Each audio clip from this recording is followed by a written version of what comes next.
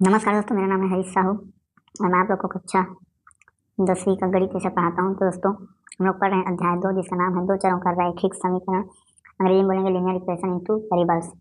तो इस अध्याय में दोस्तों हम लोग बीजी विधियाँ को पढ़ रहे हैं। बीजी विधि, इस विधि में हमने इससे पहले प्रतिस्थापन विधि को देखा। प्रतिस्थापन विधि में किस प्रकार से हम एक चर का मान निकालकर दूसरे समीकरण में रखकर दूसरे चर का मान निकालते हैं। अब दोस्तों हम देखेंगे कि बीजी विधि के अंतर्गत विलोपन विधि क्या है। ठीक है, तो देखिए ये दूसरा विधि है बीजी विधि का। पहला हमने प्रतिस्थापन देखा। ठीक है, पहला है हमारा प्रतिस्थापन। इसके जस्ट प्रीवियस वीडियो में, पहले वाले वीडियो में आपको मिल जाएगा प्रतिस्थापन विधि के बारे में। इसमें हम विलोपन विधि के बारे में पढ़ेंगे। तो देखिए विलोपन विधि क्या होता है। तो विलोपन विधि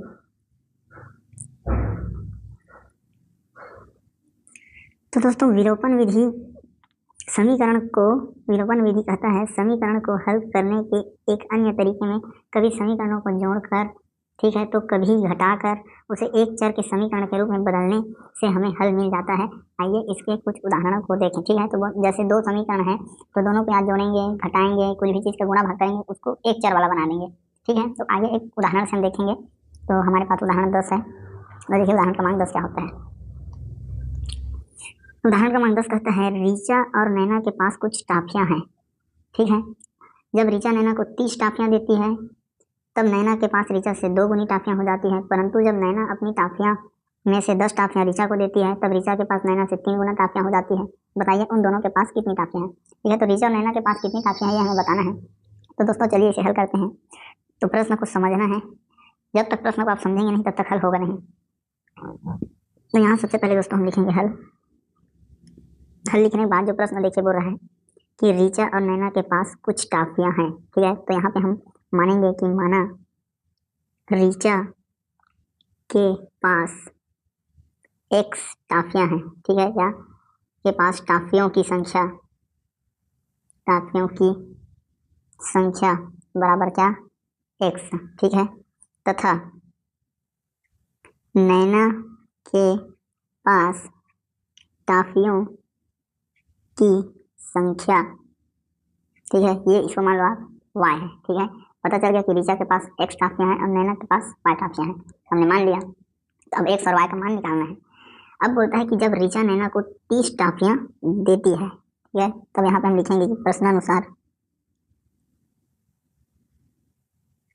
जब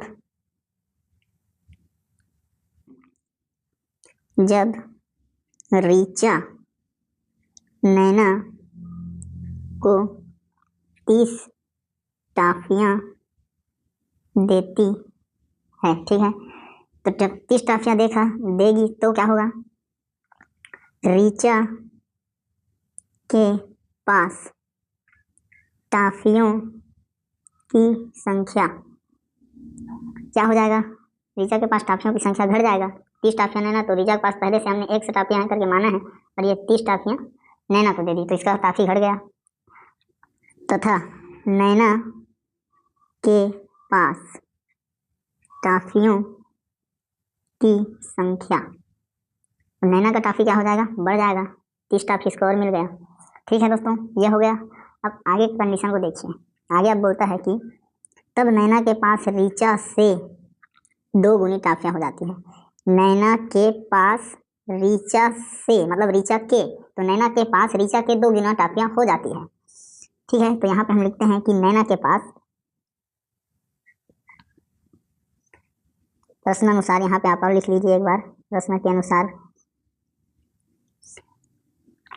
नैना के पास रीचा के या रीचा से, ठीक है, तो यहाँ पे आप लिखिए कि नैना के पास रीचा से, ठीक है, रीचा से 2 गुनी। ठीक है दोस्तों, नैना के पास रहेगा रीचा से 2 गुना, तो रीचा के 2 गुना टाफी नैना के पास रहेगा। ठीक है, इस प्रकार से ऐसे जमाना है आपको, ऐसे यहीं से आप अटक जाएंगे नहीं तो। ठीक है, तो इस प्रकार से, तो जिसके पास रहेगा उस तरफ गुणा नहीं होगा, जिससे ज़्यादा रहेगा उसी तरफ गुणा होगा।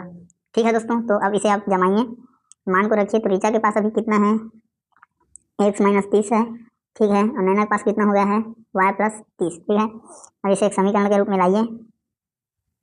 तो ये हो जाएगा 2x माइनस 60, फिर ये हो गया y प्लस 30, 2x y को इधर ये माइनस हो गया, 60 को उधर लेंगे तो 30 प्लस 60 हो जाएगा। उसके बाद ये हो जाएगा 2x माइनस y बराबर 90। ठीक है दोस्तों, ये हमारा एक समीकरण बन गया। अब दूसरा शर्त है कि परंतु जब नैना अपनी टाफियां में से 10 टाफियां ऋचा को देती है। ठीक है, 10 टाफियां अब ऋचा को देगी नैना। अब प्रश्नानुसार क्या हो रहा है, फिर से प्रश्न के अनुसार नैना 10 टाफियां ऋचा को देती है, तब क्या होगा? तब नैना के पास टाफियां घट जाएगी, ऋचा के पास बढ़ जाएगी, तो ऋचा के पास टाफियां बढ़ जाएगी, 1 से प्लस 10 हो जाएगा, 10 इसको मिल गया, नैना का घट जाएगा, तो यहाँ पे लिखेंगे तथा नैना के पास टाफियां, इसका घट जाएगा तो y माइनस 10 हो जाएगा, 10 टाफी ऋचा को दे दी। ठीक है दोस्तों, अब आगे देखिए, आगे और है शर्त कि ऋचा के पास नैना से 3 गुनी टाफियां हो जाती हैं। तो ऋचा के पास नैना से, यहाँ पे लिखिए प्रश्नानुसार ऋचा के पास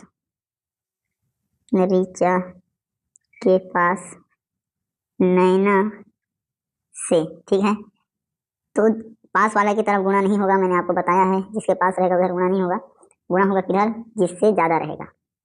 ठीक है, तो कितना गुना हो रहा है इधर? इधर बोल रहा है कि 3 गुना। ठीक है, तो ऋचा के पास नैना से 3 गुना टाफियां हैं, तो इधर हो जाएगा 3। ठीक है, अब मान को रखेंगे जो भी है, तो ऋचा के पास है हमारे अभी मान देने के बाद x प्लस 10, और यहाँ पे है y माइनस 10। उसके बाद दोस्तों यहाँ इसे एक समीकरण के रूप में लाएंगे तो x माइनस y हो जाएगा, और इधर ये इंटू 3 होगा। उसके बाद इसको भी मिलाएंगे, इसका गुणा कीजिए, 3y माइनस 30 हो गया। इसके बाद x ऋण 3y और ऋण 30, 10 को उधर लाएंगे तो होगा ऋण 10, ये होगा x माइनस 3y बराबर ऋण 40। ठीक है दोस्तों, ये क्या हो गया, समीकरण हमारा 2 हो गया। ठीक है, अब देखें, अब समीकरण 1 और 2 को देखिए, समीकरण के गुणांक को देखिए। ठीक है, तो देखो गुणांक मतलब यहाँ पे देखो कि x का गुणांक 2 है और y का गुणांक 1 है, और यहाँ देखिए x का गुणांक 1 है और y का गुणांक 3 है, तो y क्या है, गुणांक अलग अलग है, तो गुणांक को हमें क्या करना पड़ेगा, यहाँ पे बराबर। तो ऊपर में x का गुणांक क्या है, 2 है, इसलिए हम क्या करेंगे, नीचे वाले समीकरण में, ठीक है, 2 का गुणा कर देते हैं, तो यहाँ पे हम सीधा दोनों पक्षों में 2 का गुणा करने पर, ठीक है, दोनों पक्षों में 2 का गुणा होगा, तो ये हो जाएगा 2x ऋण 6y बराबर ये हो जाएगा ऋण 80। ठीक है, अब दोस्तों इसे आप मान लीजिए कि ये हमारा समीकरण 2 है। ठीक है, अब क्या करेंगे कि हम समीकरण 1 में समीकरण 2 को घटा देंगे। ठीक है, ये हमारा विलोपन विधि, ये 2 समीकरणों को एक दूसरे में जोड़ घटा के मान को निकालना है। क्यों घटाएंगे तो 2x और 2x क्या हो जाएगा, कट जाएगा, फिर हमें y का मान मिल जाएगा, तो इसलिए हम घटा रहे हैं। तो समीकरण 1 को पहले लिखिए 2x माइनस y, और ये समीकरण 2 में माइनस करके 2x माइनस 6y, और फिर इधर है हमारा राइट साइड में है 90, फिर ये 80। ठीक है, तो ये हो जाएगा 2x minus y minus 2x plus 6y बराबर ये हो जाएगा हमारा 90, ऋण और ऋण हो गया धन। ठीक है, अब आगे देखिए कि ये 2x धन और ऋण है, कट जाएंगे, और ऋण y और धन 6y है, तो ये हो जाएगा 5y, और फिर ये हो जाएगा जोड़ देंगे तो 170। उसके बाद y का मान निकालेंगे तो 170/5, भाग देंगे 5 एकम 5, फिर 5 तिया 15, 2 बच गया तो 5 चौक 20। तो हमें जो मान मिला दोस्तों वो मिल गया हमें 34, y का मान। ठीक है दोस्तों, y का मान हमको क्या मिल गया, 34 मिल गया है। अब इस y के मान को क्या करेंगे, यहाँ पे क्या आ गया, y बराबर 34।